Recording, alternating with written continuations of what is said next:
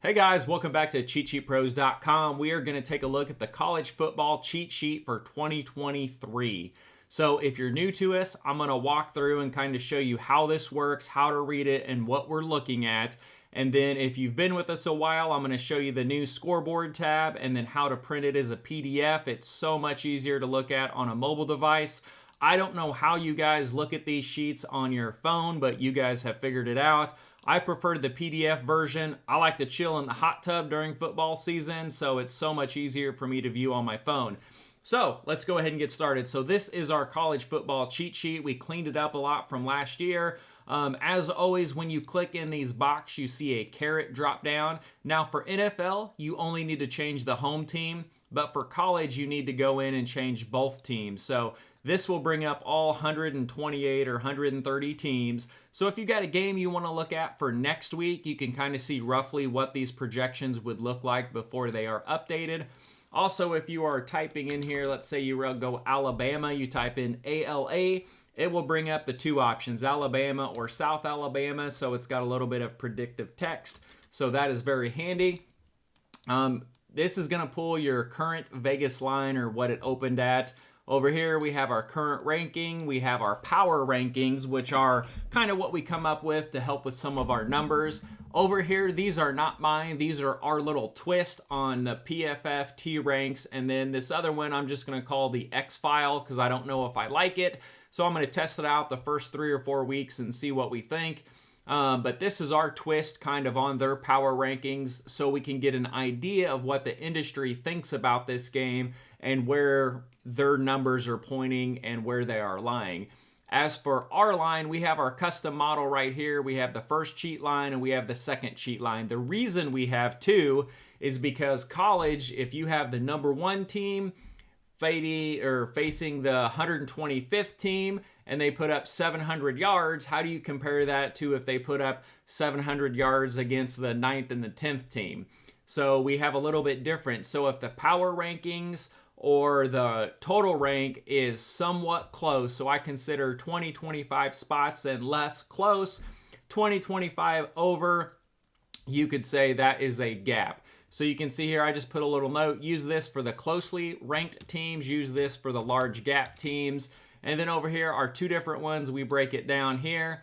So this is going to be the teams that are significantly different. It's going to give you a projected score, projected line, and total. And then for the teams that are close, we're going to take a look at this, and this is your projected line and total. Sometimes the numbers stay the same. Again, early on, week 1, week 2, week 3, be careful because some of these stats could be skewed while everything's getting adjusted.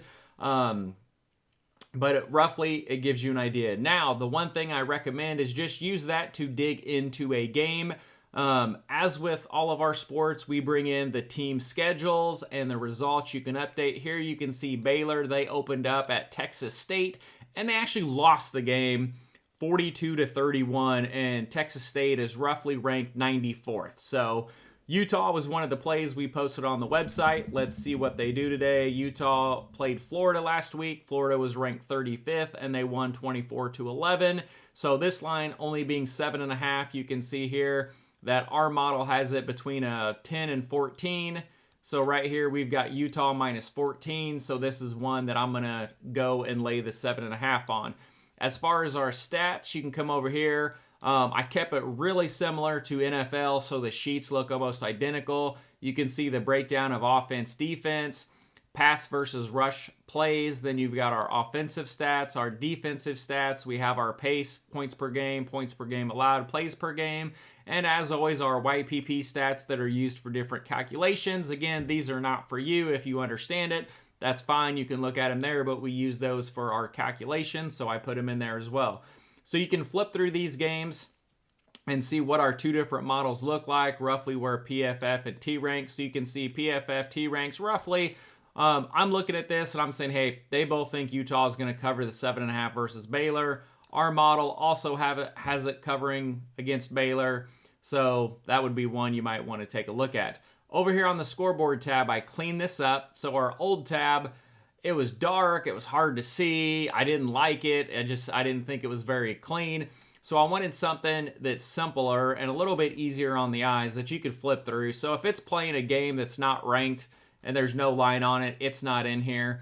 Roughly, we have the day and time. Of course, you guys know the date because it's that current week when it's updated. So it just shows Friday, Saturday, etc. And we got the time, and I sorted this by time. So you can come in here and say, okay, we want some early action. Let's look at these games. So these are the early games right here. If they're ranked in the top 25, it's going to show up in this column. And then we have the record, we have your Vegas line, your Vegas total. Pretty standard you're going to see on any betting sheet. And then over here we have our model projections. So here we have our cheat sheet line, the rough PFF line, and the rough T-rank line, so you can get an idea of how the industry is looking at it compared to us. And then over here we have the Vegas trends. Now MOV means margin of victory. I had a lot of people ask me that. So here you can see what their record is against the spread, the margin of victory against the spread. This is your straight up margin of victory, the record over under, and then a margin of victory for the total. Now, one of the key columns I want you to focus on is going to be the ATS margin of victory. The reason is Vegas is one of the best people at projecting games and spreads. There's hardly anyone that's going to beat Vegas. So if a team is scoring above or below what Vegas is setting the spread at, this is where it's going to show you. To give you an example, let's look at this Colorado game. So everybody knows Colorado was ranked like 71st. They came out, they had a big win last week against TCU. They jumped up to 22nd in the polls. Well, they beat their Vegas spread by 24 points. That's huge, so that's going to highlight green. If they're averaging more than 10 points against the Vegas spread, we're going to highlight it green. If they are under -10, we're going to highlight it blue. So that means the team has done really bad. So some of the games that kind of jump out, you can look here. So Nebraska beat the Vegas spread by 4.5. Okay, that's decent. But Colorado killed it by 24. So that would be a game you might want to earmark and take a look at. Flipping down through here, this is the main column that I'm going to focus on and take a look at. So, for example, Utah and Baylor is one of the games that we talked about. Baylor, they were 37.5 points under what the projected spread was. So they completely whiffed in week one. So either they are very bad or they just had a bad week. But again, that's a game you want to take a look at. Utah, they beat their spread by 7.5. So this would be a game that you might want to take a look at. This one I didn't write up on the website, but it is one that kind of jumps out at me. So Iowa missed theirs by 14 points. Iowa State beat it by 14 points. So this would be a game that I'm going to earmark and go look at this morning. You can see here our model. I'm not using the cheat sheet model week one because the stats are so skewed, but you can see Iowa State's +4. So maybe that's a good dog play that you go after.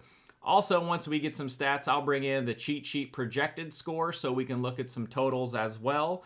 And then again, in the old tab, if you're familiar with it, we had 2 cheat models in here, so you had to kind of look and see the difference and which one do you go with. So I had this automatically at 6%. If it's over 6% difference in our custom power rankings, it goes to the gap model. If it's less than 6%, it goes to the close model, and then automatically pull it in here so it's much cleaner. If you see any stats that you want me to add or anything like that, let me know. I'm happy to plug them in here. Again, this is a short, sweet scoreboard to help you scroll down and start popping, earmarking games. Well, I even thought about assigning each game a rating number, so you could kind of look at the higher rated games, and then those are the ones that we want to dig into. Now, if you want to print this, I love this on a PDF. So you can come up here, go to File. Well, I guess that got cut off on your screen, but go to File, go to Print, and then over here, just go to Print, Microsoft Print to PDF. And then once you pull that up, what I like to do is take this, where's it at? You can do portrait or landscape, whatever's easier for you depending on how many columns, but these bottom 2 are the ones I'm going to focus on. We have normal margins, wide margins, narrow margins. I go to narrow margins because I want to stretch it out as wide as possible. I don't need any gaps on the side. And then over here, if you do no scaling, you see it gets cut off right here. You can do fit sheet on one page. Well, that doesn't help. We can't read that. You can go fit all rows on one page, which is the same. The one I like is fit all columns on one page. So I want to see all of the columns across here, and then I don't mind having a second page that I can go to, and then you can hit print and it will create a PDF sheet. So let's go ahead and do this real quick. I'm going to hit print over here on my desktop. I'm just going to call it CFB week 2. We're going to save that. It prints. Now we're going to go over here. We're going to open it up. Now you have this handy dandy PDF that you can look at on your mobile device. It's so much easier. I usually email this to myself or I'll post it. I did some test posts for people to look at. People gave it a lot of hearts, but no one really commented and said, hey, this is awesome. Hey, I like it. So I'm showing you how to print it if you want to. But this gives you a PDF file that you can save, and you can kind of scroll down, look at anything. You could even print this off on a printer and circle things, highlight things. If you don't want to do these colors, I kept them pretty light so it wouldn't eat up a ton of your printer color. But you could do print in black and white. But anyways, I love this new feature. I'm looking at adding it to all of my sheets to have a quick just betting board that we can kind of take a look at when we're doing sports bets that I can look at away from the computer. But anyways, this is what I wanted to kind of show you guys was the updated college football cheat sheet. It is posted for week 2, so jump out there, have some fun with it. I wrote up the 3 games that I like on the website, and I got about 5 more that I'm going to look at later on this morning if I get some time. So have some fun. I look forward to a successful college football season with everybody. Thank you.